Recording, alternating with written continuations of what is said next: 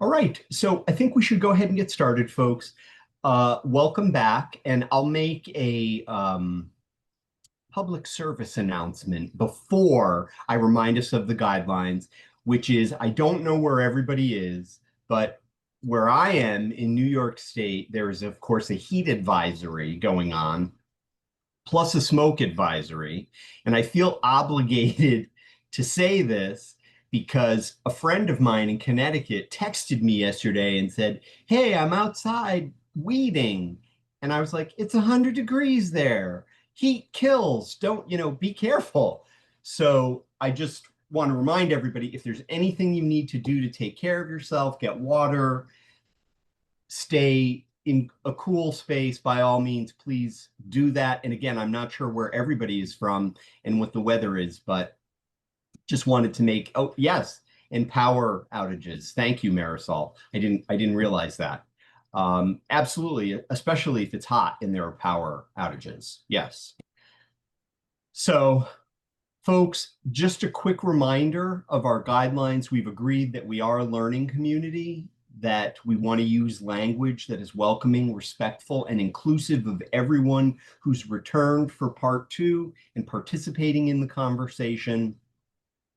If you're able to activate your camera, please do. A number of folks have already sent me direct messages letting me know their camera situation. Again, if you're not able to be on camera, please just let me know. Greatly appreciated. Paula, that's great. Thank you for letting me know. Also, if we can make I statements, remember at any point, if there's anything you want to say, you are more than welcome to interrupt me mid-sentence. Simply unmute and just let us know you want to add something. What I would ask, if Courtney has the floor and is making a point, that nobody interrupt Courtney or anybody else in the learning community. We'll offer each other the respect of letting people finish their points, and I'll do my best to give you the floor if there's something you want to add or comment on. I mentioned I statements, I think, and if not, I'm mentioning it now. Making I statements, and I think that's it. I don't think I'm forgetting anything from our guidelines. So I'm just going to ask again, can everybody recommit to those guidelines? You can wave, nod, directly deposit. Let me know in the chat if I can't see you. Fantastic, fantastic. Okay, great. Thanks, Amanda. All righty, great, great. So those are our guidelines, and thank you for agreeing. Now, I am going to turn the floor over to Abraham, who wanted to make a comment about the question that I asked you all to ponder as a way to begin our conversation today. So, Abraham, the floor is yours, and we'll take it from there. Okay.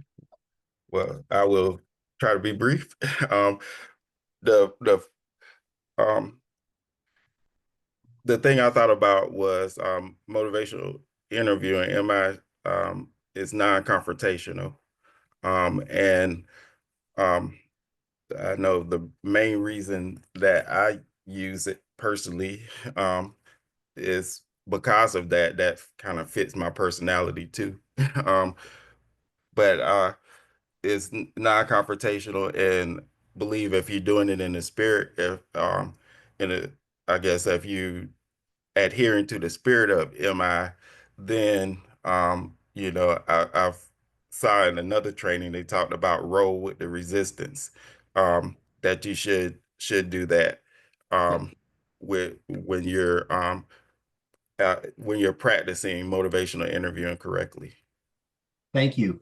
And again, Abraham, I feel like the point you're making, and I think there was some disagreement about this, and we'll tease this out a little further, but I believe the point you're making is that your experience, your practice of interacting with somebody in an MI spirited way, you are committed to being non-confrontational. Right, right. And because they're ambivalent, you should expect some resistance, I believe.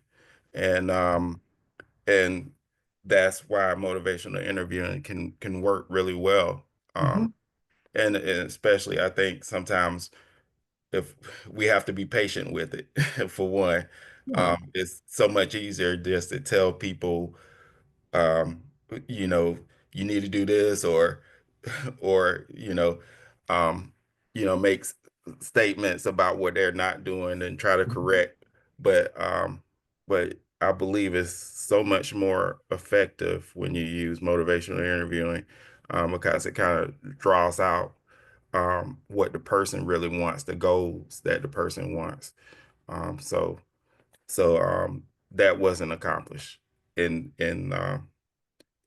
the scenario that we had. Okay. Okay.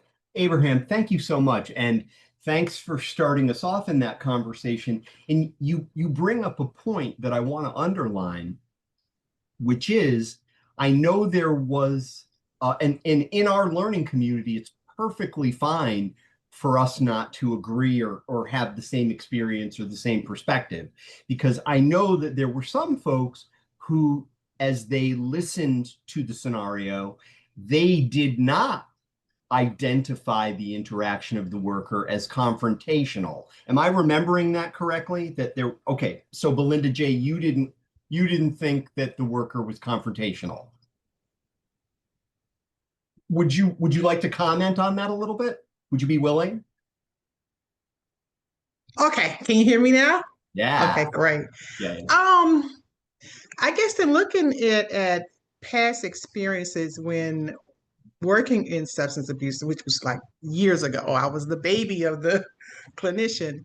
Um, the approach at that time was direct, and I guess let me walk it back a little bit. So, because confrontation is not necessarily a negative thing. You can confront someone, and it doesn't have to be in a hostile manner.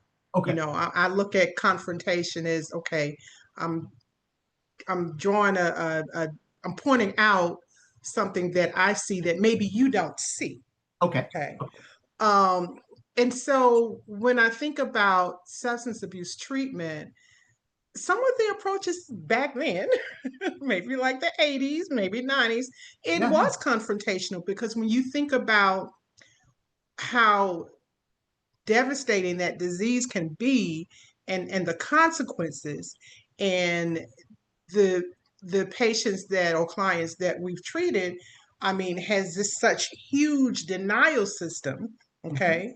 Mhm. Sometimes it was appropriate at that time, I see, to take that approach. Okay. And then when I look back at the scenario where the the therapist was saying, well, you know, you've got an appointment already made for this. Yeah. I see that as eliminating the excuses because in my experience, someone that has a huge denial system, um, they're coming up with every excuse possible not to engage in treatment or not to do anything about it. Yep. So it's like, okay, I'm going to take away your excuses. So now here we go. This is a facility. They have a an appointment available. Now what? You know what I mean? So that's why I didn't see it as a negative. I didn't see it as that type of confrontation where it's hostile. It may have put the client on the defense, um, but that client was on the defense anyway. That client would have come up with to me Mhm. Mhm. from my viewpoint. Um, Thank he you. would have come up with every other excuse, any other type of excuse, and not to engage in treatment. And so, you know, who knows with this scenario, maybe, you know, the fact that they got the children involved because the parent was making excuses, well, my children, you know, they're not going to go for that and so forth and so on. And the therapist said, well, you know, we talked to your children and they said it was okay, that they're fine with it.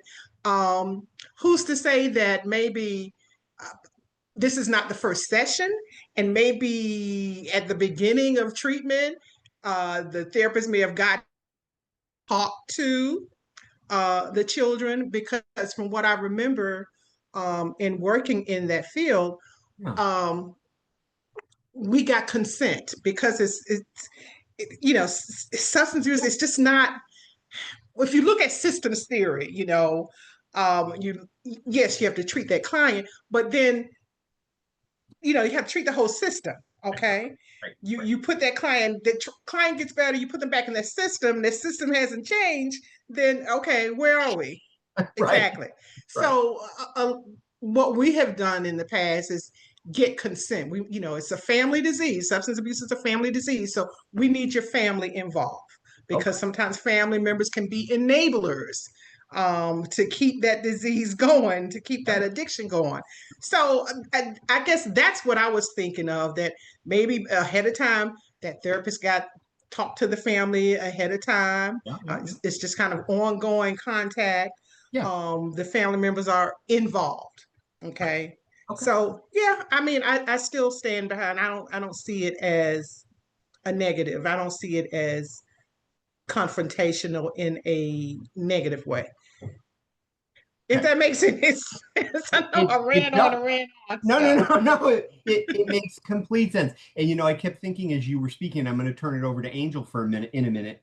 But I kept thinking when you were saying, is you were sort of saying confrontation with a small C, not a big C. right, right, right. Okay. Yeah. Yeah. Okay. Okay. So thank you, Belinda. We'll hear what Angel says. And then I'm going to ask anybody else who thought it was confrontational, but in a big C way. If you want to comment, we'll open the floor for that comment additionally. So Angel, the floor is yours. Go right ahead. Good morning, everyone.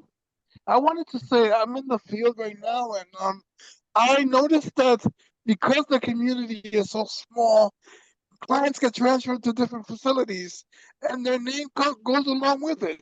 So if a person already had an encounter with a client, that carries to different facilities. Yeah. Yeah. Yeah. It's a good point. And the interaction that this particular client is having with this particular worker could impact the reputation of that organization, the reputation of that worker. But the point is well taken that those stories go along with the person from agency to agency or program to program. Yeah. Thank you, Angel. Yeah, did you want to add something else? Go ahead. Okay. All right. Anybody else? Big C confrontation, if you experienced it that way. And again, all I'm asking for is your take on it. Did anybody else see it as a big C confrontation? The worker confronting. And Abraham, I know that you are framing it that way, that you felt there was a confrontation. I did. And I also, I see from Miss Belinda's point also, I want to definitely frame it as my own personality too. Uh, when I first many years ago when I was working as a um counselor in the prison system, it was we did a therapeutic community and we did encounter circles, and it was really, really like confrontational. So it wasn't to that extent, but um and I'm not necessarily saying I'm just I guess what I really was commenting on more so was that um it wasn't handled in an MI way. The confrontation wasn't handled in an MI way because you would roll with it. I'm not saying that that's always the best way, but um, but in this, I guess to answer the question, Yeah. that's why it wasn't. I felt like it wasn't MI because if you're going to use MI, then you would roll with the resistance rather than do it that way. And I'm definitely not saying that that one way or the other is bad, but I know my personality fits in my Yeah, understood. Um, and part of it is temperament, sort of how we interact with the person, and we all have our unique relationships. Before I turn it over to Antonio, there is a word that I want to, or a phrase that I want to underline that Belinda said that really stood out to me. And Abraham, I think you're linking this to the lack of an am I spirited, am I consistent approach. And we're going to define what that is today. We're going to be very clear about what that is. And we know that's the relational foundation shift. So Belinda used a phrase, and Belinda will keep me real and true if I misinterpret her phrase, but she used a phrase, on the defensive. The client was on the defensive. The client became defensive. Am I remembering that correctly, Belinda? Okay. It's important to note that. And I'll just stop there and turn it over to Antonio. Grand Rising, everyone. Without MI, for me, without MI, those kind of situations, I don't know if I can make it, man. I don't know if I can make it in this industry without motivational interviewing. I've learned so much from it, right? But when it comes to confrontation, whether it's the counselor or the clinician or whether it's the client, if someone is confronting or being confrontational, all that tells me is it's feelings. It's feelings. It's feelings that's being exhibited in front of me about whatever has been transpiring, right? Yep. Now, there's two things that I can do. I can continue to be the water, right? And hopefully de-escalate and put that fire out, right? I'm not trying to solve, I'm just trying to understand. Or I can be the fire, right? And start a larger barbecue or start a larger blaze, right? Yes. So I've learned that in this process, because early on when I was just an intern and a peer support and all that, people would say things and do things. I'm talking about my clients. Yeah. And it'll rub me the wrong way. And my predecessors, which are my mentors and my colleagues, they would tell me that's not how you handle that, right? You don't handle that way. And they wouldn't get on me like, how somebody talk to you like down talking you. Right. They were trying to pull my awareness up on things that I may encounter in future engagements, right? It was a lesson to be learned. So I didn't look at it as a loss. I looked at it as a learning experience. So I can move forward and know how to deal with these things like, oh, okay, I've seen this before, right? As opposed to stepping in and becoming so emotional about what someone is saying. When a client confronts or says or displaces, that's okay. It's okay. The problem is when it's not okay is when I engage and I participate in that confrontation. Thank you. And Antonio, thanks for giving such a great example of how coworkers or colleagues can really have our back. Again, if they do it in a respectful, professional way, they can really have our back in helping us to increase our own awareness and refining our skills so we can be more effective with people if the feelings come up for the client or they come up for us.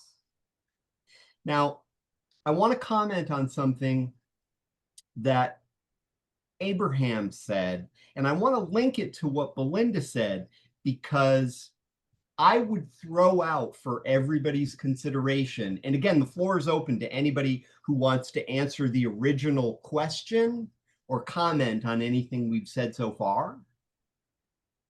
I want to underline that there is a way,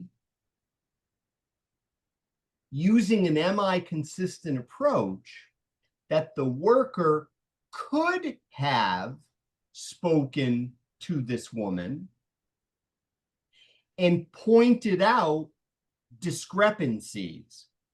And let me be clear about what I mean by that. You care about your kids and your dog, and you're making the decision to go away for 3 years. That's called a double-sided reflection. It sets these two contrary things next to each other without confrontation, without judgment, but with curiosity.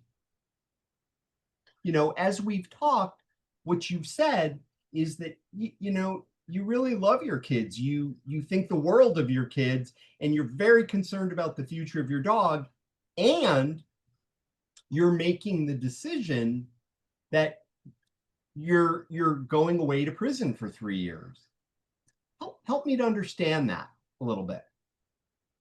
Now, that's a way that is now referred to, because our conversation is based on the 4th edition, the most current edition of Dr. Bill Miller and Stephen Rolnick's book, Motivational Interviewing, Helping People Change and Grow. That's the new title of the book. What that is now called is planting seeds. It used to be called developing discrepancy. And I'm sad to say that rolling with resistance, which Abraham underlined, sadly passed away in the 3rd edition of Miller and Rolnick's book. It's not a phrase that they use anymore, because to label somebody as resistant relieves us of any responsibility of creating pushback. So if we say, oh, Marisol is resistant, it doesn't in any way acknowledge that I might be doing something or saying something that is actually putting Marisol, and Belinda, I'm thinking of you, is putting Marisol on the defensive. It's me who could be doing that. And if I notice that Marisol is on the defensive and I want to be interacting with her in an am I spirited, am I consistent way, I can do what's called a course correction. I can choose to interact with Marisol in a different way to help lower her being on the defense so that we can return to a collaborative partnership, which is the goal, Abraham, absolutely is the goal of an am I spirited, am I consistent approach. I'm going to turn it over to Angel, and then to Antonio, and then to anybody else who wants to comment or underline that about planting seeds. Angel, the floor is yours. I wanted to say something about resistance. It's going to happen, but to the strength of your relationship with your client, it shouldn't be that hard to overcome. Yeah, and I'll underline something in regard to that, Angel, and I appreciate you honoring the strength of the partnership that you have with the person, but I will throw out for your consideration, when you are interacting with somebody in an am I spirited, am I consistent way, and you are practicing motivational interviewing, your goal is not to overcome their resistance. Your goal is to understand both sides of their ambivalence with a technical emphasis on growing the side. And I'm going to quote Abraham because he brought this up yesterday, with a technical emphasis on the side of that person's change talk. So we're not trying to overcome the side that wants them to keep doing what they're doing. What we're doing is we're intentionally and technically, and I mean by what we're doing, growing the side that is helping them move toward the change. Antonio, thanks for your patience. The floor is yours. So I love what you said. Makes complete sense. But the wording with rolling with resistance, I changed it since they've taken it away, even though I still think it applies. Yeah. I call it taking another look. Let's just take another look, right? I hear what you're saying. It makes sense. And planting the seeds is just a general approach. It's a general approach Yep. to hopefully being able to be a little more open-minded about what we're doing. Now, that ambivalence piece that you were talking about, or looking at both sides, we will not be able to help the client if we're not able to look at both sides. We have to be able to look at both sides. If Yeah. I'm only looking at one. Oh, Antonio, you cut out. You muted. It doesn't look like you're muted, but we can't hear you. Can you hear Antonio? No, me either. Me either. Antonio, are you still there? Yes, I'm here. Okay, great. We can hear you now. Go ahead. You cut out. We couldn't hear you. Sorry about that. I'm driving to work. Oh, no problem. No problem. Drive safe. Yes. So going back to what I said, Yeah. that piece is so critical, because when you said the seeds, right? You know, MI is based on a lasting change that comes from within that person, not from within me. It's not to be pursued, but I don't need to pressure someone or someone else how to do this thing. You know, it's someone who's immediately wants to change. The goal is to spark curiosity, so the person can begin thinking about that change. So I'm saying all this to say the change will not come overnight. You know, it takes time. It's a slow cook. I say it all the time. Things taste better in the oven than they do in the microwave. But the external change is not what I'm focused on. The internal change is what I want the client to see. Yeah. Thank you, Antonio. And let's try and avoid the subject of food, because I'm a little hungry. No, I'm kidding. We could talk about food if the metaphor works. I love that metaphor, Antonio. Things taste better cooked in the oven than they do in the microwave. I guess it depends on how hungry you are. Did somebody want to add something? I wanted to Yeah, go ahead, Abraham. To just mention, you know, I like this conversation, and I appreciate the understanding about the role with resistance. I think perception does matter a lot with patients. I guess my example, I have one of my mentors. She is about 4'11", and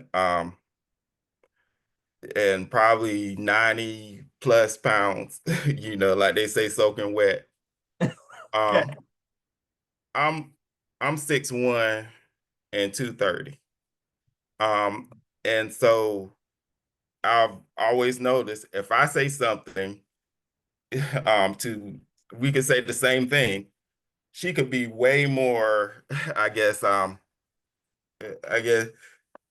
more direct and even confrontational, and it would be taken differently than if I said it. The same thing. Yes. Just because of the size and all of that, people perceive you different. And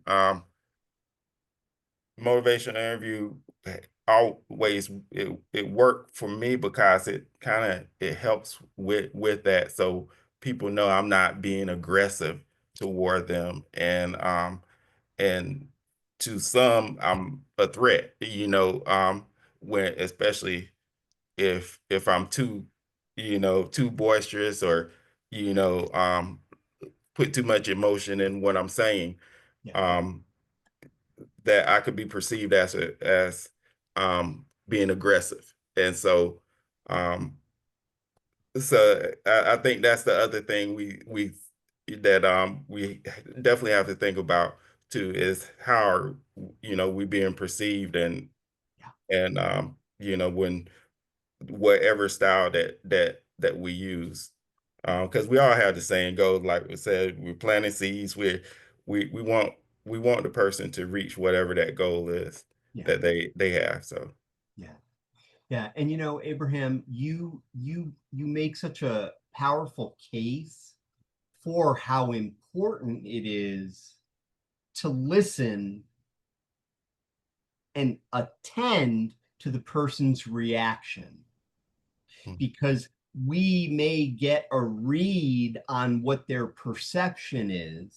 And if we want to partner with them, we may have to adjust in some way, even though they may be making absolutely incorrect assumptions about us. We still want to be paying attention to what their perception or their reaction to us is. And your point's really well taken, because an am I spirited, am I consistent approach is also a powerful way to be trauma informed, in the sense that you're allowing the person to exercise their autonomy, you're respecting their self-determination, you are not forcing them to do anything. So keep in mind that an am I spirited, am I consistent approach is also trauma informed. And to that point, Abraham, it can help let somebody let go of any stereotypes that they may have about how we present. And their perception matters, especially if we're trying to partner with them. And it's a reality, and an am I consistent, am I spirited approach can really help with that. And, you know, I've mentioned an am I spirited, am I consistent approach a number of times already this morning. So I think it might be a good idea for me to actually put on the table exactly what that is. And again, I know for many of you that will be a review. And I also want to lay it out very specifically, again, so we have that shared language. Kimberly writes in the chat, without autonomy and self-determination, change isn't real. It won't last because it's somebody else's. Drop the mic. Yes. Kimberly is absolutely. Kimberly, do you want to add anything to that? Or do you want to just let it stand as it is? Because it's, go ahead if you want to. Antonio adds, planting seeds means introducing an idea in a gentle, respectful way without trying to force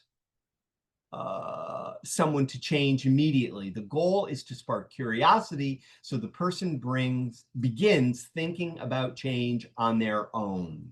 Yeah. Yeah. And Angel asked us yesterday, is this the trans theoretical model? Is this the stages of change? No, we know that it's not.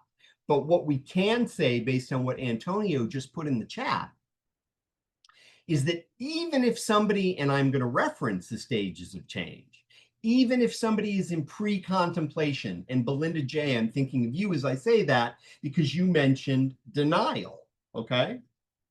So pre-contemplation is problem. Are you talking to me? I don't have a problem.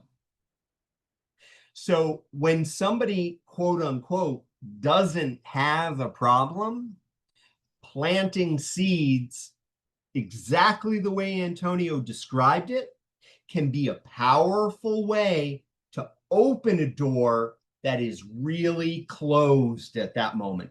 And that's not a bad thing that their door is closed. It just is.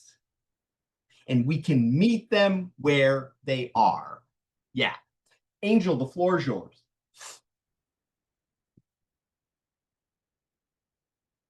Angel, did you want to comment on something? I see your hand up. Sorry about that. No problem. Go ahead. I wanted to say that we have to keep in mind, yes, we're dealing with individuals with addiction issues, mental health issues, but there's another element to that.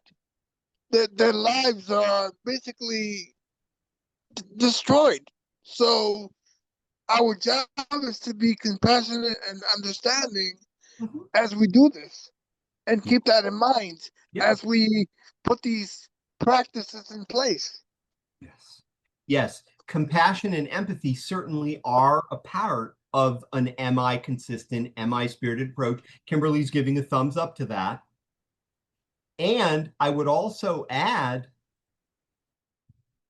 as traumatic,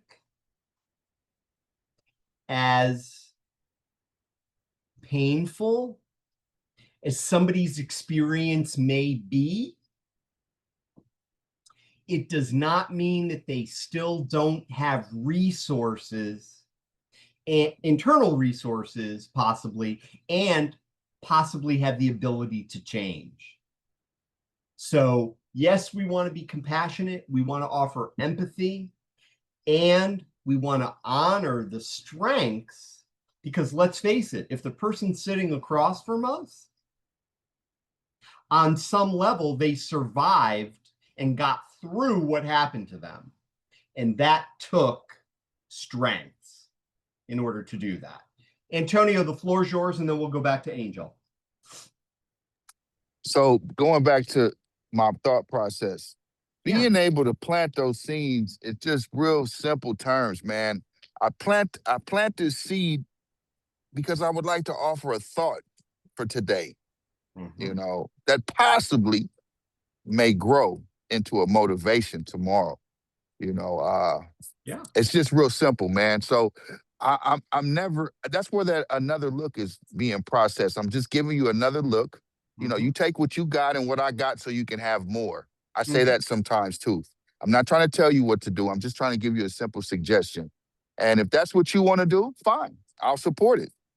But there will be consequences behind those choices, right? I know I don't tell the client that, but I know that. Yeah.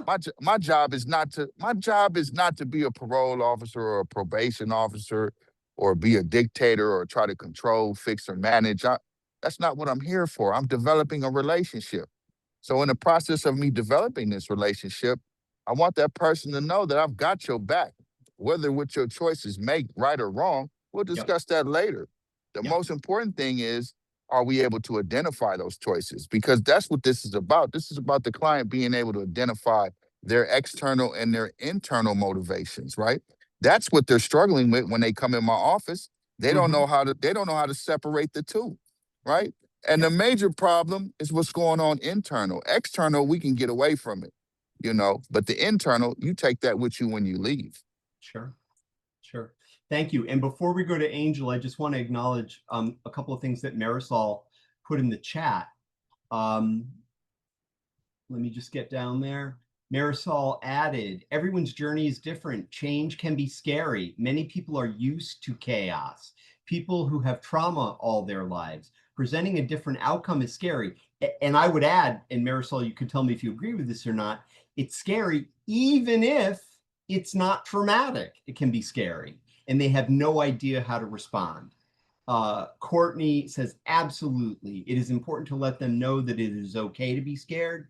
And Marisol adds, they need baby steps and ongoing support. It's not just planting the seeds, it's planting the seeds, adding fertilizer, and watering the seed to be able to germinate in a chaotic environment. And I would say yes to all of that. And I will add one thing. And this is where I think one has to have faith in the client, in the work, in the connection, is that we may do all that work that Marisol just laid out so eloquently. We may never see that plant sprout, but it doesn't mean that they may not go forward and receive services from Raven, and Raven sees the work that Marisol did and never knows that Marisol was the person who planted those seeds. It's possible that somebody else may see that. And I love the fact that you acknowledged, Marisol, everyone has their journey. Everyone in this learning community today is part of my journey, which I'm very grateful for, just like you're all part of each other's journey. You have planted many seeds already. It's part of being alive. Angel, the floor is yours. And then I'm going to demystify an yes, Courtney, Rome was not built in a day. Absolutely not. And I did study Latin for 4 years, and I know that Rome was not built in a day. Angel, the floor is yours. I do believe in MI and the other techniques like counselors use, but there's been this issue with me that I've been dealing internally with, is those individuals that you call treatment hoppers. They know the system better than you do. They know the techniques better than you do. What do you do with a person like that? Yeah. Angel is asking all of us to play Monday morning quarterback here. And what I will throw out is the only answer that I can offer. And then I'm going to turn it over to Antonio. And then I will define motivate the spirit and am I consistent approach. But my response, and anybody else is welcome to respond to Angel's question. What do you do when you realize somebody is treatment hopping? Okay. I have only one answer to that for me, for Paul, and that is meet the person where the person's at. Treat them with the respect that the moment that I'm interacting with them calls for, and try and let go of the result. Because it's not my journey, it's their journey. And if we have a moment where our paths cross, that's an opportunity. I can't control what the person does after, but if our paths cross, it's an opportunity. Antonio, the floor is yours. So real simple, 90% of the people that I come in contact with in my agency has been in some kind of outpatient or residential or some form of ODR or, Yep. sober living. That's not my job to focus on what happened in the past. My job is to connect with them right now. They get it when they get it. I'm not here to be the judge, Jerry, or condemn them about what they've done in the past. That's not my process. My job is to be a skillful helper and see how can I assist them. If I come in with those kind of irrational thinking, that's what I would call it, then I lose the opportunity to build a rapport because I'm thinking about what they did in the past. No, I need to focus on right now and how we can get better together. I always say this too. I'm not here to walk behind you or walk in front of you. I would just love to walk with you side by side in this process as we get better. I just want you to know this is a safe space, and I want to hold that space for you. So you feel free to come back and, it might not work right now, Paul. But the objective is for it to continuously, it's a slow cook, like I said, man, they're gonna come back. If one thing about, I don't want to change it real quick, but one thing I've learned about children, they only go where they feel safe. People, regardless of their stage of development or growth, frankly, will gravitate toward and return to, which is also, I think, part of Antonio's point, will return. And yes, recovery is not linear. Absolutely. It's not a straight line. No, absolutely not. Agreed. But to Antonio's point, people will move toward where they feel heard, where they feel respected, where they feel seen, where they feel somebody cares. Yes. Yes. Okay.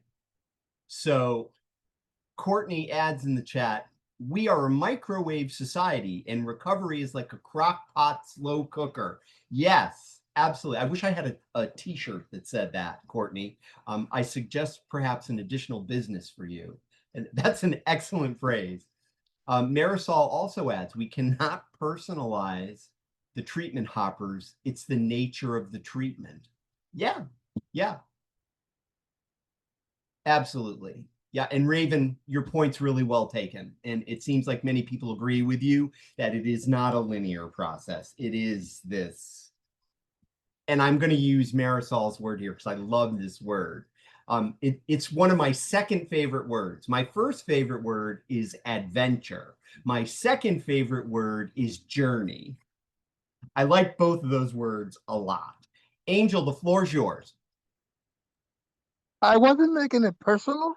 I was just because it makes it hard for the one that really wants to work, knowing that they know the jargon, they know what to expect, and those are the hardest because they already have bad experiences or whatever the case is, and Yep. you know, the ones that really have to work to break those barriers are us, the ones that really care. Point well taken. And, you know, we want to pay very close attention to our reactions to who we're working with and how we kind of focus on them. And I am going to, in just one moment, underline, am I spirited? Am I consistent approach?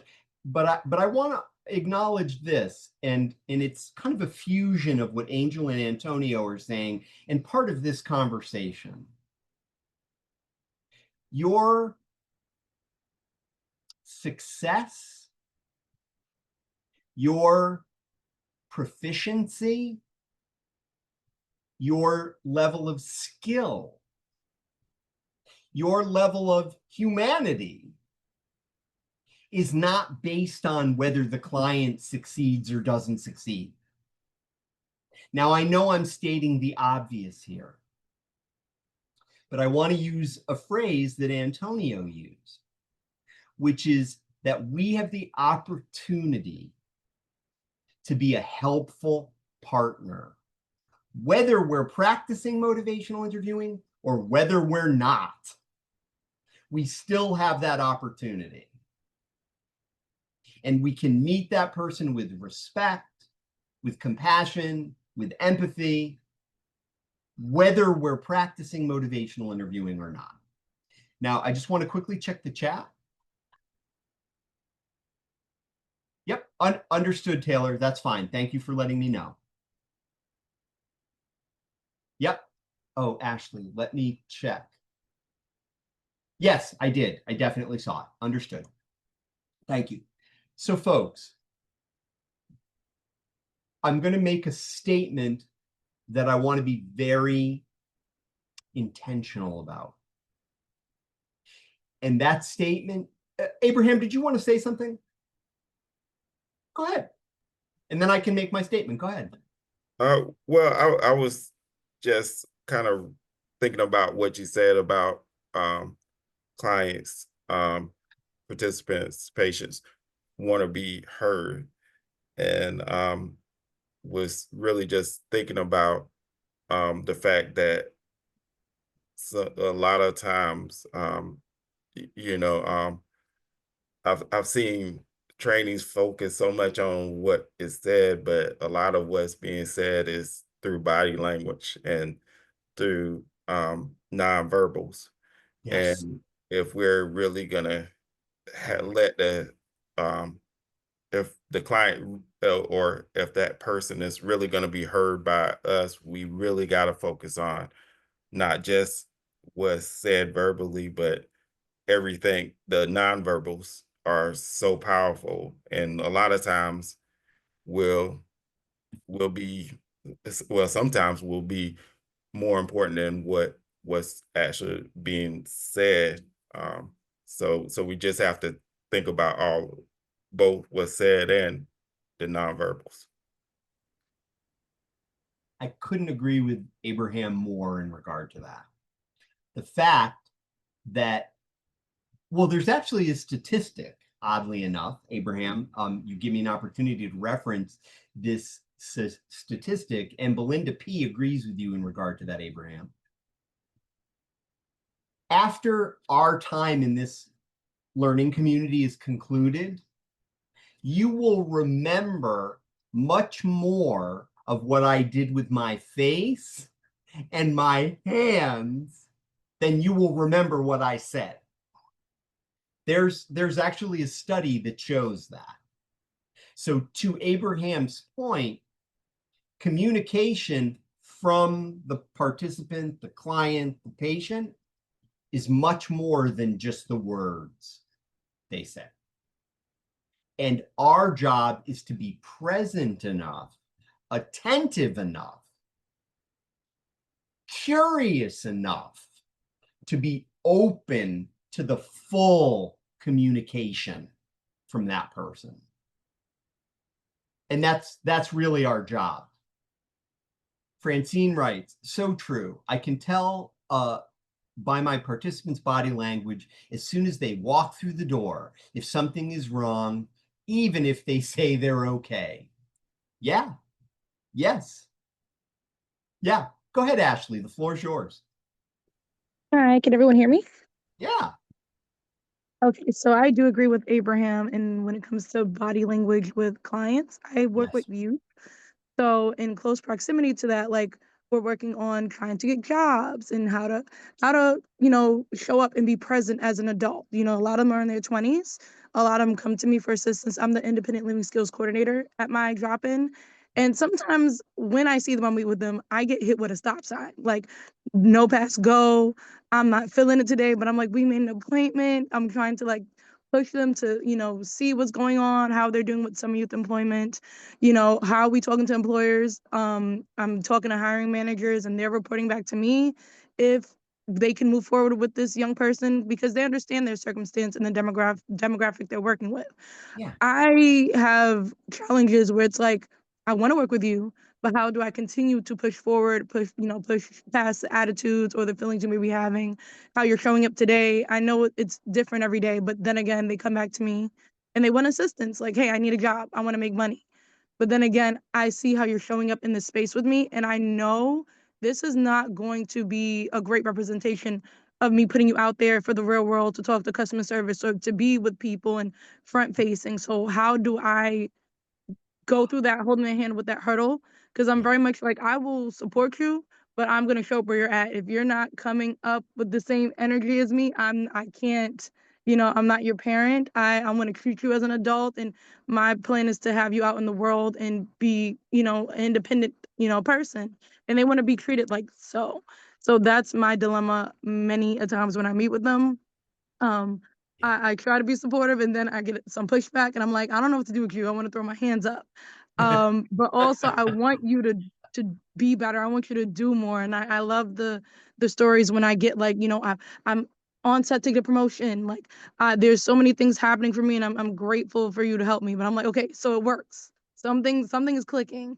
But then Yep. there's some other people where I'm like, they do need more support. They Yeah. want to reach for the stars and the moon. They want to do everything. And then Yep. sometimes everything is too much. So I have my own personal hangups and challenges and biases. And I always try to sit there and be like, you want to be supportive. You want to give them grace. But I'm like, you come to the door and you can't say hi. Let's rewind. Okay, hi, good morning. What's your name? You have to state your name, your birthday when you come in. And I've even had tension moments where I'm like, I could do better. I could be better in my position of like, let's Of course. walk this back. Yeah. So Of I'm course. trying to see what I can do for myself in order to help them, and Yeah. even with my approach, because it can be very strong sometimes. So I'm like, look, nobody's gonna be nice to you. Like I try to like get them prepared because as much as we help them outside of our headquarters, no one is giving them grace. Like you're not showing for work, you're not putting their assignments in. You're not gonna get, we're gonna remove you from being enrolled for this job this summer. And this is Yeah. just only a summer job. So how Yeah. can Yeah. they just correlate to the real world? So that's what I need a little bit more help and support in.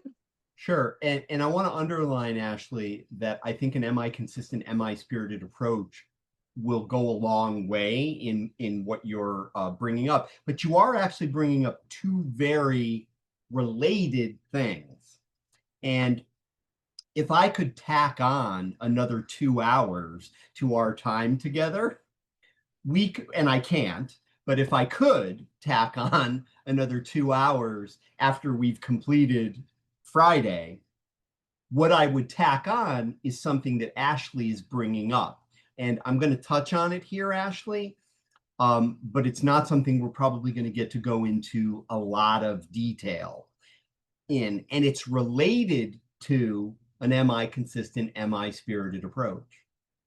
And I'll just mention it. Again, we're probably not going to get to practice it. And keep in mind, this is not necessarily the practice of motivational interviewing. Ashley is asking about a very particular skill. And that skill is offering feedback. And prior to that action, There's another skill, which is asking permission. And there's an approach called ask, offer, ask. So let's say the person comes in and is talking to Ashley, and Ashley gets a sense that this person's there's a stop sign here. This person is not ready to focus on the agenda that perhaps Ashley is ready to focus on. So pushing forward with that agenda is probably a losing proposition. So being curious, it seems like there's stuff going on today, and maybe it's difficult to focus on this particular topic. Tell me a little bit about that. So that's if we see that there's a stop sign. The ask, offer, ask strategy is if the person is presenting or doing something in a particular way that could get in the way of them getting employed. And that would be something to the effect of, the first ask is, tell me a little bit about, your understanding of how people need to behave in order to get a job. That's an open-ended question, okay? The person might tell you a few things. And again, this is the person that there's not the stop sign. They're open to having this conversation. They might tell you a few things. You would listen carefully. You would want to reflect or summarize what they said. And then you'd say,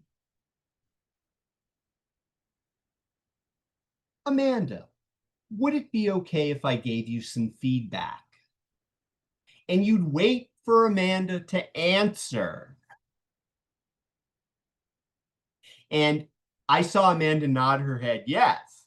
So if the person says yes, you would then say something to the effect of, I have some information about behaviors that people can engage in that can enhance their opportunity of getting employed. And I'm wondering if I could share that with you. Amanda says yes. I'd share it with them. And then I'd say, Amanda, what are your thoughts about that? What's your reaction to that information? And we'd have a conversation about it. So there is a way to offer feedback or share information that is, am I consistent and am I spirited? So yeah, it's called ask, offer, ask.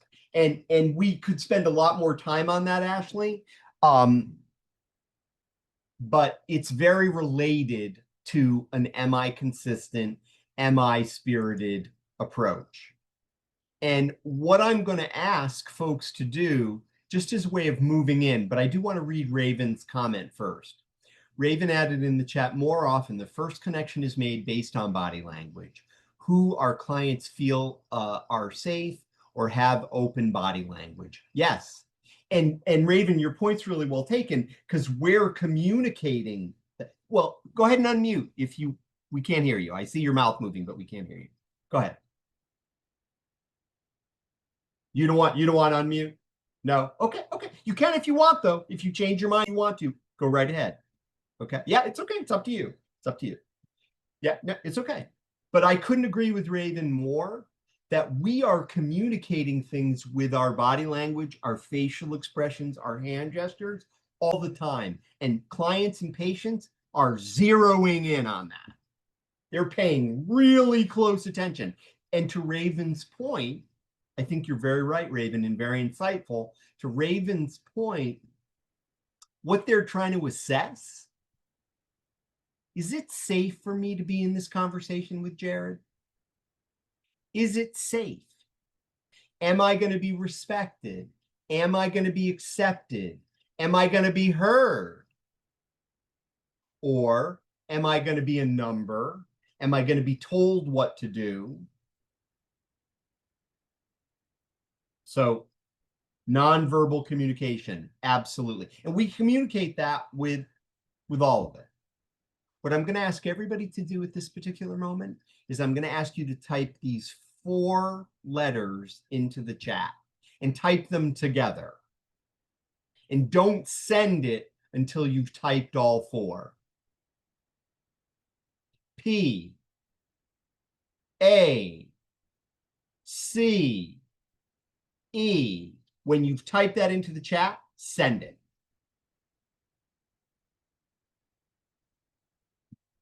Pace.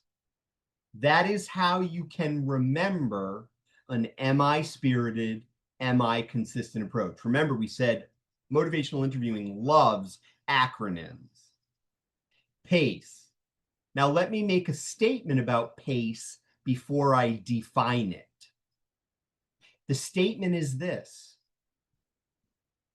pace alone is not the practice of motivational interviewing. Pace with an identified behavioral change goal that the person feels ambivalent about is the practice of motivational interviewing. Pace, an am I spirited, am I consistent approach, is appropriate for any and every conversation you have, whether there's a behavioral change goal or not. The practice of motivational interviewing is not appropriate for every conversation that you have. It's appropriate for conversations that you have where there's an identified behavioral change goal that the person feels ambivalent about, and they're considering, do I want to? Do I not want to? That is when the practice of motivational interviewing is appropriate. So if somebody says to you, oh, I practice motivational interviewing with all of my clients, be suspicious. Be very afraid, because they're probably not. What they're probably doing is they're probably using ORs with all of their patients and clients. They're asking open-ended questions. They're offering affirmations. They're doing reflections and they're doing summaries. That's great. I'm glad. That's really good. That doesn't mean they're practicing motivational interviewing. Let me underline, folks, the practice of motivational interviewing is verifiable. You can code it. If Billy and I were in a conversation and Billy is practicing motivational interviewing and I have a behavioral change goal that I'm ambivalent about, and we record Billy's and my conversation, all of us could listen to that conversation. We could tell whether Billy is or isn't practicing motivational interviewing. We could tell what skills Billy was using in that conversation. We could also tell how effective Billy was in that particular conversation, because there's a verifiable codable, an instrument where you can code an MI conversation. Okay? Pace is not the practice of motivational interviewing. When you're practicing motivational interviewing, you sure need to be interacting with that person in a pace way. And Abraham said that on day 1. He put that on the table, day 1, in our conversation. So let me define what it is. Pace means that I am entering into our, and I'm thinking of Antonio Ramirez as I say this, I am entering into our walking together on this journey. Thank you, Marisol. Walking together on this journey as a collaborative partner. I'm collaborating with you as we go forward. The A stands for acceptance. And there's a slide that will say this, but let's be very clear, folks. Acceptance does not mean I am saying, Heather, it's perfectly okay for you to keep doing X, Y, and Z. That's not what acceptance is. Yes, thank you. Thank you, Lori. Pace, yes. Acceptance means 4 things. And this is not on the slide, but I'll tell you. Acceptance means that when I interact with Amanda, I am going to honor and emphasize her autonomy. It's her decision, her choice, not mine. When I interact with Amanda, I am going to emphasize and acknowledge her strengths and her efforts. It also means that I'm going to treat her with what's called absolute worth. No matter what she's done or no matter what she's doing, as a human being who I have the opportunity to be in a conversation with, I am going to offer her and interact with her with respect, non-judgment, and as somebody who has value. And then 4th is what's called accurate empathy. And this is all under acceptance. Accurate empathy means I am doing my human best to pay attention to everything that Amanda says verbally and non-verbally, because I'm trying to understand it from her perspective. That's a skill, folks. That's called accurate empathy. And I'm going to reflect that as accurately back to her as I possibly can. That's accurate empathy. So those are the 4 things that are under acceptance. C stands for compassion. And Angel brought that to the table today. We want to be interacting with this person in a compassionate, with Amanda, compassionate and empathic way. The last one is empowerment. In the 3rd edition of Miller and Rolnick's book, it used to be evocation, but they changed it to empowerment. And they changed it to empowerment because, again, we want to respect Amanda's right to self-determination. Letting her make choices is a way to empower her. The P stands for partnership, Kimberly. Stands for partnership, the collaborative partnership. Okay? So let me repeat. We can be interacting with anybody and everybody we come in contact with in an MI-spirited, MI-consistent way. PACE, partnership, acceptance, compassion, and empowerment. That alone does not mean we're practicing motivational interviewing. If we're interacting with that person in an MI-spirited, MI-consistent way, and a behavioral change goal comes up in the conversation, one is identified that the person feels ambivalent about, ka-ching, we have the opportunity to practice motivational interviewing. But we're building on the pace. We're building on the relationship that we established with the person. And then, yeah, go ahead, Samantha, please go right ahead. Oh, my question is just going back to the scenario that we did.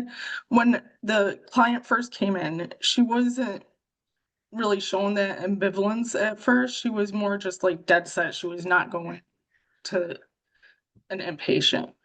And Yeah. I felt like the counselor kind of started to bring that ambivalence out. And I just wanted, like bring that up, that is something to work on, right? Is you can do that, right? Bring that ambivalence out. And somebody who's like dead set that I'm not going to do that, when you start asking them.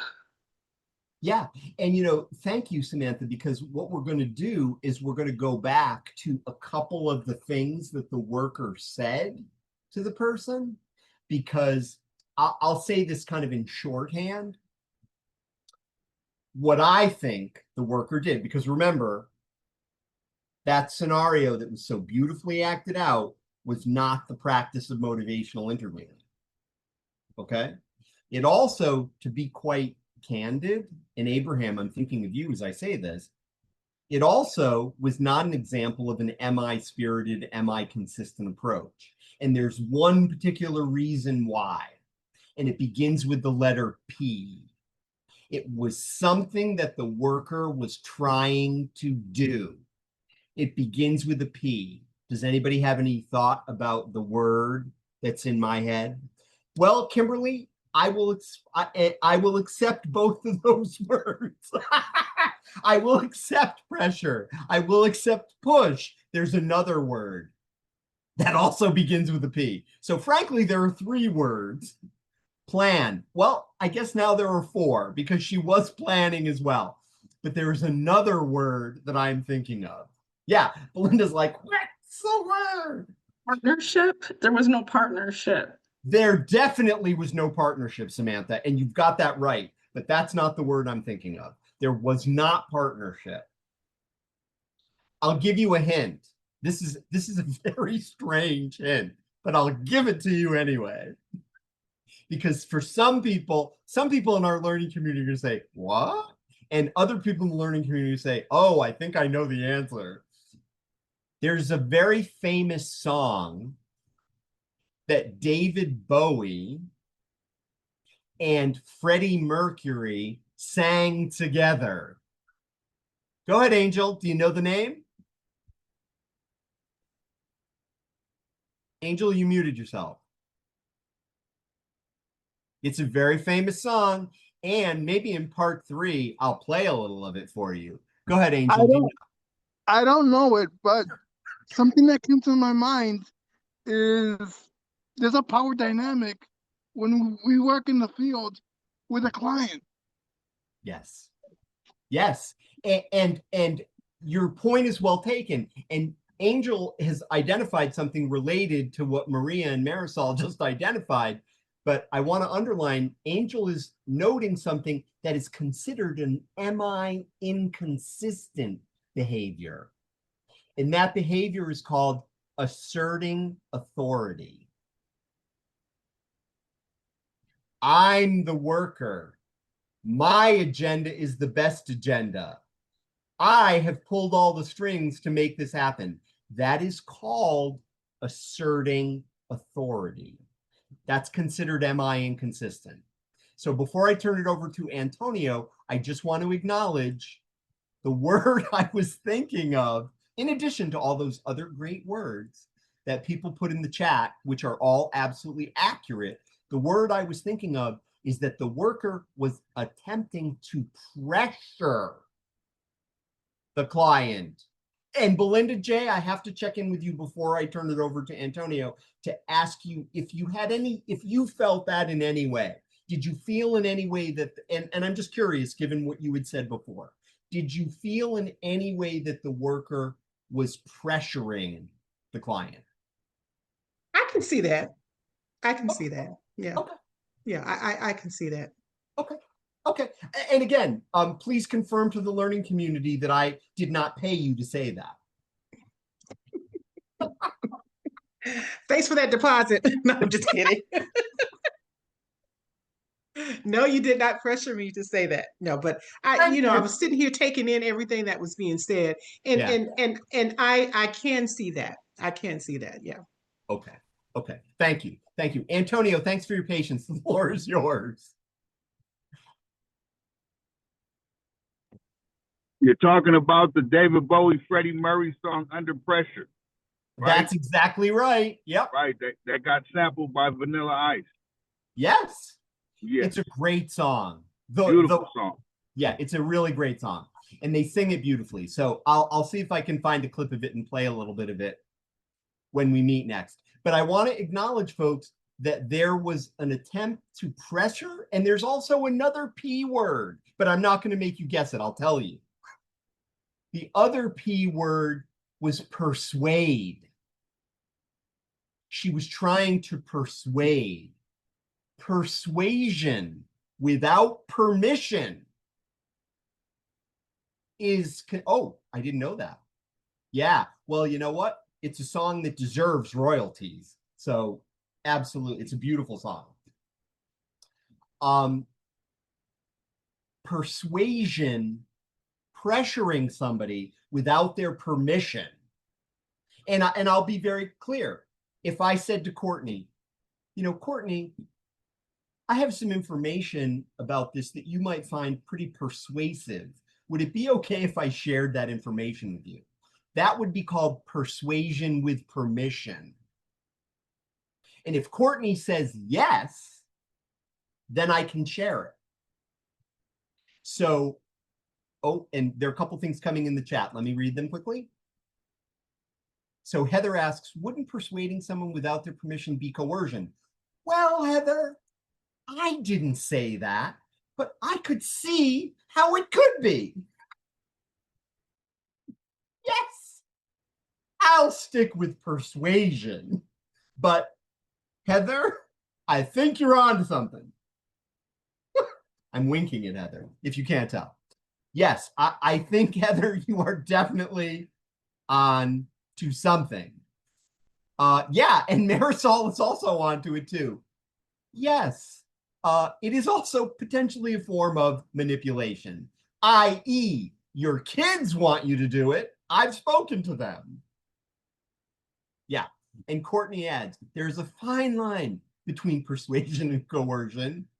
It is all about the way we present things. You know something? Let me just, I want to look at that again, because I love that. I love the way you put that, Courtney. And let me just say this. It's all about how we present things. It's all about how we present things. Courtney is 100% on the money there. And that's where pace helps us. Belinda J agrees with that. Yeah. And you know something, Belinda? I am confident, just given the little bit of what I've experienced of how you interact and how you talk, I have every confidence that had you had a conversation with this client, I'm confident that the outcome would have been different. And that's just my intuition. I'm just putting that out there. I agree.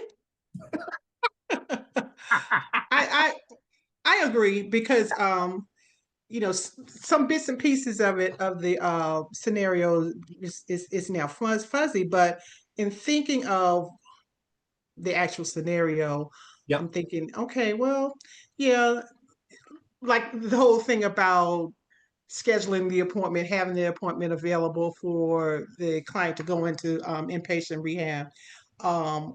My approach is to present the information. Okay, so I have some information about this rehab program. Okay, can I share that with you? Okay, this is a facility that's available, that has a bed available on Saturday. It's such and such and such. Tell me your thoughts about that. Okay. And then even when the client was saying, well, my kids won't go for this or what have you, like I said earlier, operating on the assumption that the family had already been involved, Yep. you know, maybe having a session with her and the family. Yeah. Hey, would you be open to us meeting? Exactly. Let's have an appointment. Let's have a session with your kids. Okay. How's that sound to you? And then if she goes for that, then have the kids share their thoughts about that, having a family session. Fantastic. Yeah. So Belinda, before you say, and Antonio was mentioning possibly a warm handoff so that it's not just like, hey, St. Agnes is picking you up tomorrow. Right. So Belinda, before you say another word, I want to invite Courtney Courtney, because you said how something is said is everything, or it makes it think. If you were going to describe how Belinda said what she said, how would you describe it? I think she was talking about, involving them more. I feel like presentation and education are the key to any situation. We can take something totally bad news, and if we present it in the right way, it softens the blow. And, Yes. and like that somebody had said before, our body language, Yes. even that. I even mentioned that. Yeah. Yeah. But, I think she was talking about educating the client, hey, this program is available. This is, we try at my institution to go tour all of the inpatient treatment centers. Great. So, So we can tell them. Yeah. We can tell them. I've been there. I've walked through the place. I've seen it. I've talked to the employees. But if you educate them on the whole gravity of the situation, I think that sometimes makes things easier too. It can. It absolutely can. And I couldn't agree with you more. And if it's okay with you, I'd like to point out one thing that really stood out to me, if that's okay with you. Oh, yeah. Okay. Okay. And Belinda, if it's okay with you, can I reflect something back to you that stood out to me as you were describing what you described? Would that be okay? So let me underline, folks, you saw Belinda do this live, and then I'll turn it over to you, Abraham. Belinda demonstrated beautifully an am I consistent approach. She invited the person to share their reaction. Her tone was non-judgmental, it was respectful, and it was inclusive. She also, from a PACE perspective, the A, she also affirmed her autonomy. She let her decide if she wanted to hear the information. She let her decide if she wants to have a family meeting or not. Not one word that came out of Belinda's mouth was an attempt to persuade. There was also no pressure. So I'll just stop there and see, Belinda, if you or Courtney or anybody else has any reaction to that observation. And then we're going to go to Abraham. Belinda, Courtney, anything you want to add? And then I'll turn it over to Abraham and then Antonio. Go ahead, Belinda. I think Belinda did a really good job explaining that and talking to them and hitting all those marks. I think that was really good. It's almost kind of like you've got to make them think it's their idea. Yeah. So, and not only making them think it's their idea, letting it really be their idea. Yeah. You got that fine line there, but exactly. You're letting them make that call, even though you're kind of already doing it. Yeah. Because they can decide, present to them all the options. This is going to happen, this can happen, this can happen if you don't decide to do it. Sure. There's always the possibility of getting in a program, and that'd be really good for you. But how do you feel? What would you think about going to treatment, even though you already got the wheels going? Yeah. Like she was saying, inclusive. Fantastic. Belinda, anything you want to say? And I'll just acknowledge, and I couldn't agree more. And Abraham and Antonio, please don't lose your thoughts. I just want to acknowledge that Jamie L wrote in the chat that Belinda was more trauma informed, and I couldn't agree with Jamie more in regard to that. Go ahead, Belinda. The floor is yours. We're going to go to Abraham, and then we're going to go to Antonio. Go ahead. Okay. It's just kind of bringing back memories, actually, for me, having worked in the substance abuse facility, both inpatient and outpatient. And I've taken that approach before. And sometimes it helps. Sometimes, the client, again, giving them their own autonomy, decided, you know what, not for me. Thanks, but no thanks. Deuces. And then we just say, okay, well, we carried the message, we planted the seed. When you are ready, okay, we hope to see you again. You just let us know when you're ready. You're welcome back. Yeah, anytime. Yeah. Thank you. Thank you. Abraham, the floor is yours, and then we're going to go to Antonio. Go right ahead. I was just thinking about when I was hearing Belinda, you know, how eloquently she demonstrated motivational interviewing.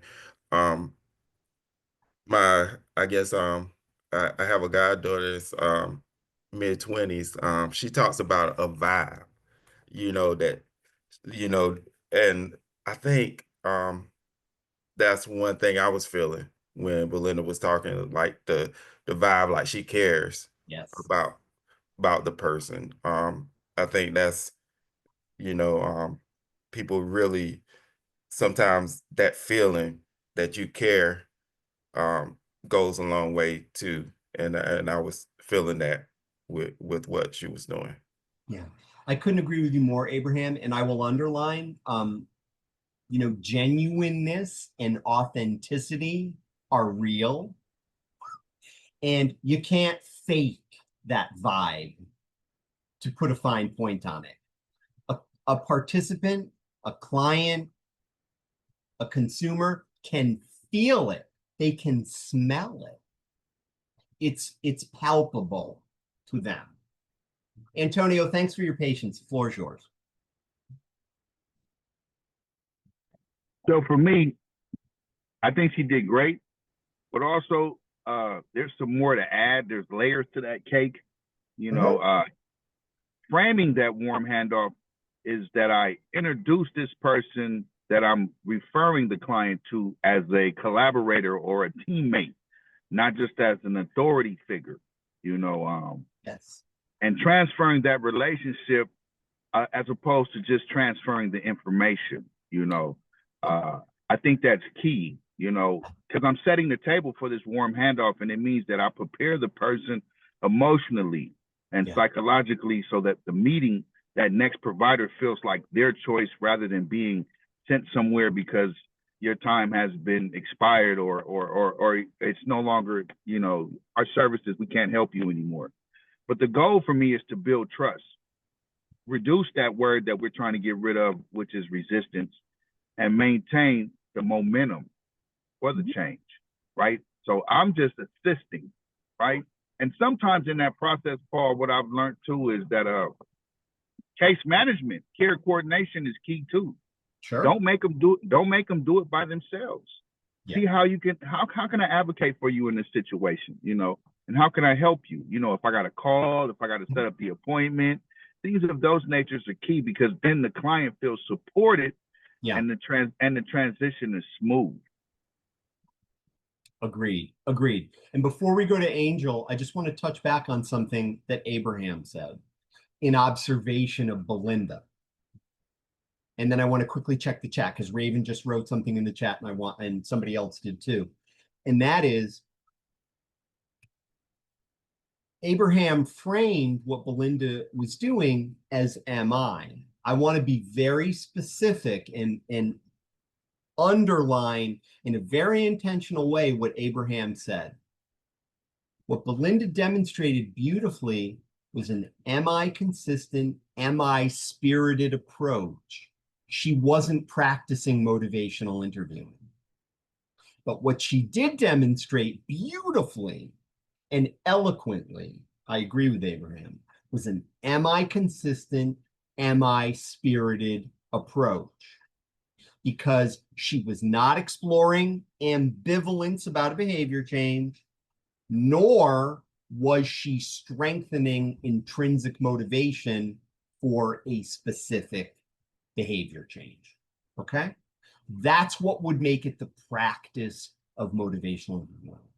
Now, if there's a moment where that opportunity arises, Belinda can build on the pace that she's created, the partnership, acceptance, compassion, and empowerment, and she can begin to technically practice motivational interviewing based on the partnership she's created.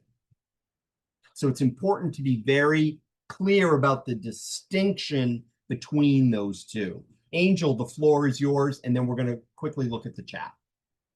It's vital for us to be consistent in our approach. We can't deviate one day and say one thing, and then the next day do another. Yeah. Yep. Yeah. Agreed. We want to have a continuity so that and I'm thinking of Antonio as I say this in response, Angel, we want to have a continuity so that we can build trust with that person. So let me look at what's coming in the chat. Courtney adds, being genuine, authentic, and consistent. Sometimes we are the only consistent they have. Yes, that's true, Courtney. Again, given their world, their experience. Raven adds, one of my mentors once said, someone doesn't believe you care about them just because you tell them you care. Agreed, 100%. They believe it when you show them you care. And you know, Raven, I'm going to take the chat down for just 1 minute before I look at what Lori wrote. I want to underline something that Raven said. And Raven, I have a feeling you'll agree with this. And if you don't, by all means, tell me. But I have a feeling Raven will agree with this, and maybe some of you will too. You can communicate to somebody that you care without ever opening your mouth. Do you agree? I thought you would agree with that, Raven. Yeah, I thought you would. Yeah, absolutely. Prior to my role here with Safe Horizons at the Street Work Project, I worked in middle school, and most of my students there knew just from, as Abraham said, like the vibe they felt from me. They knew I cared. So before I even had to like say anything to them, they were just aware, like, she's one that cares. Yeah. Yeah. And I want to be like Raven. I want to be one that cares. I want to communicate that vibe, whether my mouth is going or not. Yeah. Thank you, Raven. Thank you. And I think Lori put something in the chat. Lori wrote in the chat, speaking for myself as a hearing impaired individual since the age of 6, nonverbals 80-20. Yes. Lori, thank you so much for putting that in the chat. And Marisol adds, so true, body language and facial expressions. Yes. Yeah. Remember that 10%. You're going to remember more of this than what I said. Okay. All right. So let us, just for a moment, I want us to take a look at a couple of the phrases that were used in the scenario. Okay? And the reason I'd like to show these phrases, we've already identified kind of some of what was going on. We talked about pressure and persuasion.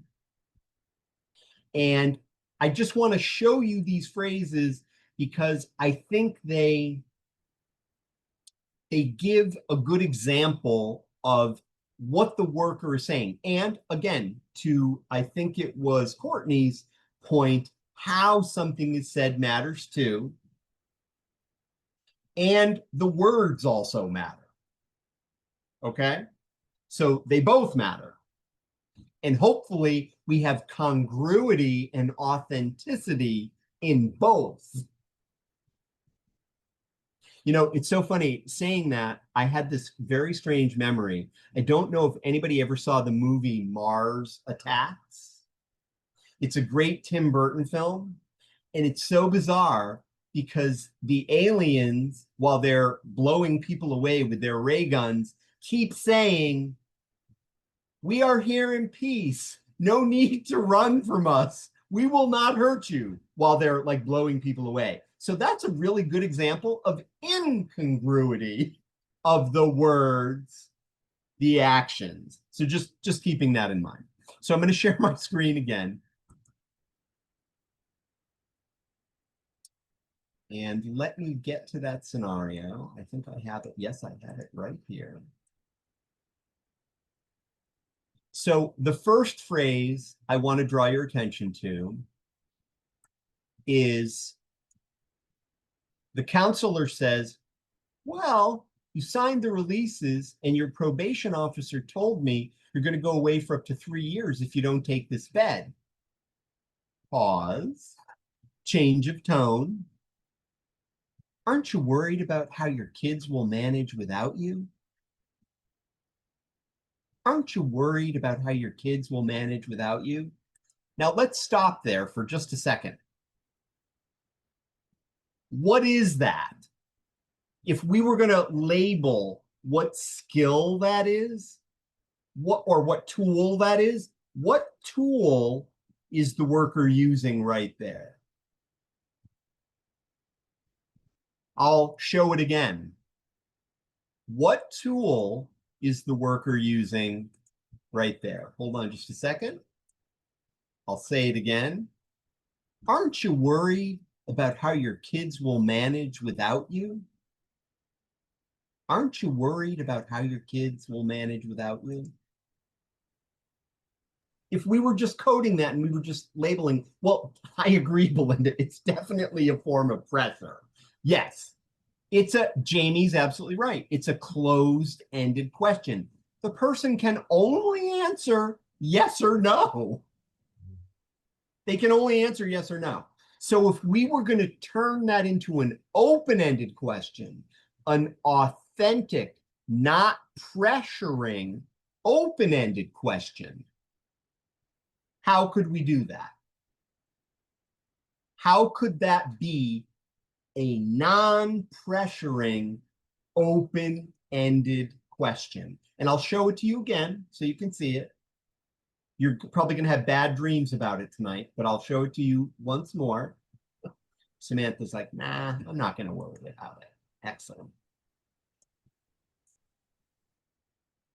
Aren't you worried about how your kids will manage without you?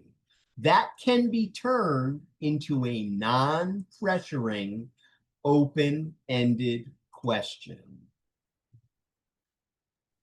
Courtney writes in the chat, how would your family feel about the possibility of you going to treatment? Okay, that's an open question. Jamie J writes, how are you feeling about this? Okay, now I'm wondering, Jamie J, is there any way you can make that a little more specific? Okay, Rebecca adds, how will your kids manage without you? Also an open-ended question. Lori adds, how do you think your kids will feel about your situation? Also an open-ended question. Belinda J writes, what are your thoughts about this? And yes, that could work. And Belinda, that's similar to Jamie J's question. And my consideration that I would throw out for you is there any way you can make this a little more specific? Jamie L writes, what do you think your kids will do without you? Okay. Now, I'm going to stop sharing this for a minute. Those are all fantastic. Raven writes, how do your children fit into what you're experiencing right now? Okay. Also, open-ended question, could absolutely work. Now, I'm going to ask of anybody who wrote one of those questions, or if you didn't write a question, but you had one that you wanted to ask, because remember, we're turning the question that was a pressuring closed question that cuts off conversation, gives only one answer. Antonio writes, are there any feelings coming up? Okay, that's a closed question because you can say yes or no. So Antonio, can you turn that into an open-ended question? I have a feeling you can. Or you can ask for a lifeline in the learning community if you wish. So what I'm going to ask anybody who wrote a question in that we determined was actually an open-ended question, Angel, thought, reaction? Did you want to ask an open-ended question? I would say, how has this affected your entire family? Okay, that's an open-ended question. How has this affected your entire family? Okay. And Rebecca adds a lifeline. What feelings are coming up? Yeah. Yeah, that makes it open. So I'm going to ask, are there two people who would be willing? Abraham adds, do you have concerns about this? That's a closed question. I can say yes or no. Abraham, can you turn that into an open-ended question? And I'm going to ask anybody who shared an open-ended question that we determined was an open question, I'll be the client. Go ahead, Abraham. Go ahead. I guess I asked, do you have any concerns about this? Yep, that's closed. So you saying that's closed? Okay. Yeah, that's a closed question because go ahead and ask it. Go ahead and ask me. Do you have any concerns about Nope. it? I get. So if you want me to talk about Belinda writes in the chat, what are your concerns about this? There it is. That's the open question. Now, Belinda, for extra credit, do you want to unmute and actually authentically, sincerely ask me that question? Sure. Okay. What was the question? What was the statement I before don't know. that? You wrote it. No, before that, what the probation officer said. I'll show you the scene. I'll show you the scene. Okay.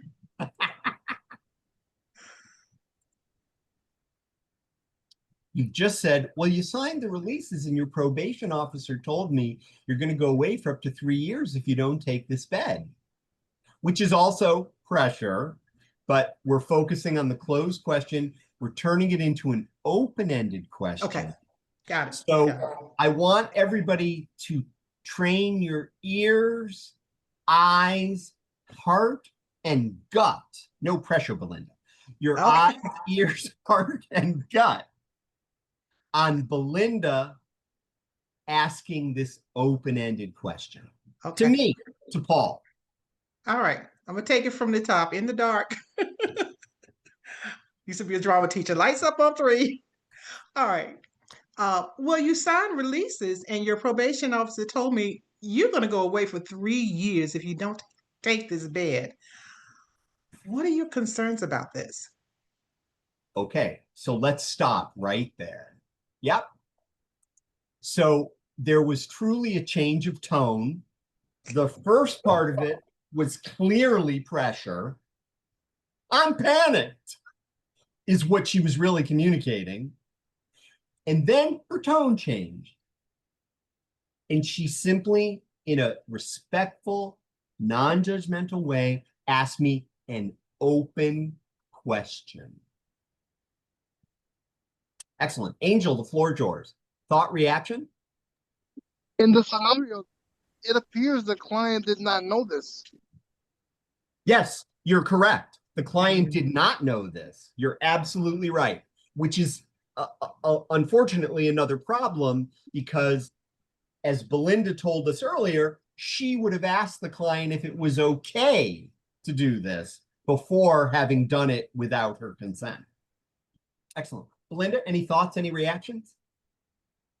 I guess for me, when I'm looking at this whole scenario, I think of I'm making assumptions. Just kind of, like I said, it kind of brings back a lot of memories and things like that. And you know, in the ideal world, in the real world, that would have been, the probation officer would have discussed that with the client. The client would have been aware of the consequences of not participating in treatment, because we used to get a lot of clients that, okay, you're facing jail time or probation. They've been mandated to attend treatment. So that, again, with that, I'm making assumptions that the client is aware of all of the consequences. Yeah. And that the clinician is just kind of reminding that client of what the consequences could be. I would say yes, and I would say that the worker in this scenario is intentionally reminding the client as a form of persuasive leverage. Correct. Yeah. So, and let's be very clear, folks, because I want us to be very intentional and clear. The reason I'm saying that is I want to draw a very clear line. That is an MI inconsistent, not an MI spirited way of engaging in this conversation.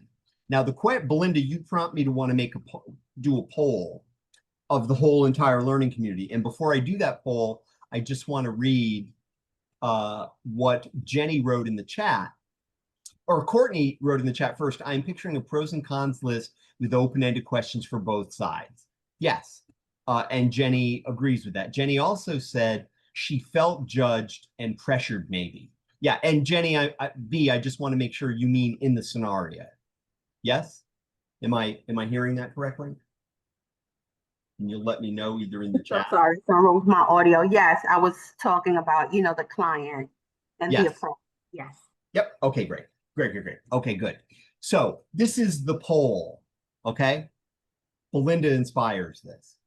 The poll is, as the scenario is written, if you believe or have experienced or heard, if you believe, experienced, or heard workers speak to clients in this pressuring, persuasive way, type the letter T in the chat. If you think, it's just a scenario, workers don't really speak to clients that way, type the letter F in the chat for false. So I'm going to do a scientific analysis of all the T's and all the F's. Emphasis on small s, scientific, not big S. So far, not only am I seeing all T's, I am also seeing a Y, which I guess stands for yes, and I'm seeing the word true. So, and let me add something that is going to confound the situation even more. And this is the question I'm going to leave you to be thinking about until we see each other next. So you may have a knee-jerk response to this question, but I'm going to ask you to resist it and sit with this question. The question is this: as the scenario is written, as it was performed so truly by our excellent volunteers. Now, don't give your answer away. Don't write it in the chat. Don't communicate it with your face or your hands. Do you believe that the worker cares about the client? That's all. Don't put any answer in the chat. And Marisol says, we cannot sit with this. It is hard to have a poker face. I understand. But what I'm asking you to consider is, do you, and we'll start our conversation when we see each other on Friday, do you believe the worker cares about the client? Now, I will ask you this. Would it help you to answer that question if I asked one of my colleagues to send you all a copy of the scenario in case you want to read it? And Angel is giving his answer already. Don't read it. Don't read it. Would it be helpful if I asked one of my colleagues to send the scenario to everybody so you could read it again? At your choice. You don't have to read it again. You can go with what you've got already. So I'll put it to you this way. I'll ask my colleague if they can send everybody the scenario, everybody who's registered, send them the scenario. If you want to read it again, you can. If you don't want to read it again, you don't have to. But what I'm going to ask you, if you do choose to read it again, I am going to ask you to pay very close attention to what the worker said. To what the worker said. And just determine, do you believe the worker cares about the client or not? Having said that, in the last 4 minutes, thank you, Lori, great. And I'll ask my colleague if they can send it out. I will just ask, in the last 4 minutes that we have, any thoughts, comments, or reactions that people want to put on the table. We know where we're going to start when we see each other Friday. And I'll just ask, at this particular moment, any comments, any thoughts? Lori says, drink water, and thank you. Lori, I couldn't agree with you more. Definitely. Anything else in addition to hydration that anybody wants to put on the table? Any final words before we see each other Friday? The floor is open, as is the chat. Marisol is clear as mud. Yes. Yes. Yes. We are sitting with the yes. All right. Folks, thank you so much. I'm looking forward to seeing you Friday. Please do follow Lori's advice, drink water, take care, and looking forward to seeing you all Friday. Please be well and see you then. Thank you.